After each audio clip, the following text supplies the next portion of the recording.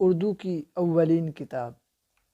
اردو کی سب سے پہلی داستان میر امن کی باغ و بہار ہے۔ اردو کی سب سے پہلی تمثیلی یعنی رمزیہ کتاب ملا وجہی کی سبرس ہے۔ اردو کا پہلا شہادت نامہ فضل علی فضل کا کربل کتھا ہے۔ اردو کی سب سے پہلی رزمیہ شاعری کی کتاب محمد نصرت علی نصرتی کی علی نامہ ہے۔ اردو کا سب سے پہلا تذکرہ میر تقی میر کی کتاب نکات الشعراء ہے۔ اردو کی سب سے پہلی نثری کتاب خواجہ بندہ نواز اویس دراز کی معراج العاشقین ہے۔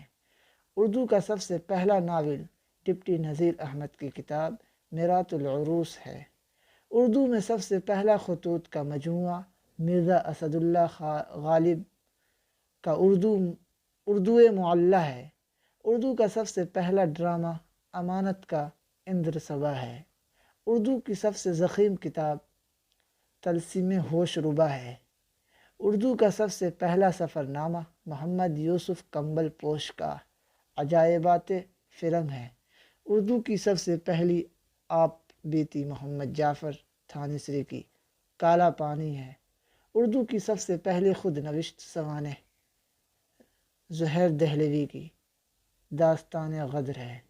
اردو کی سب سے پہلی تنقیدی کتاب خواجہ الطاف حسین حالی کی مقدمہ شعر و شاعری ہے۔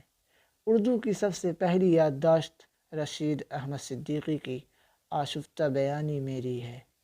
اردو کی سب سے پہلی تقابلی تنقید کی کتاب شبلی نعمانی کی موازنہ انیس و دبیر ہے۔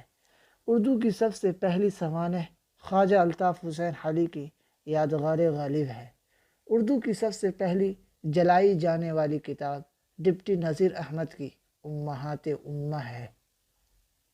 یہ ترتیب اور یہ تحقیق ڈاکٹر مجید بیدار کی تحریر سے لی گئی ہے۔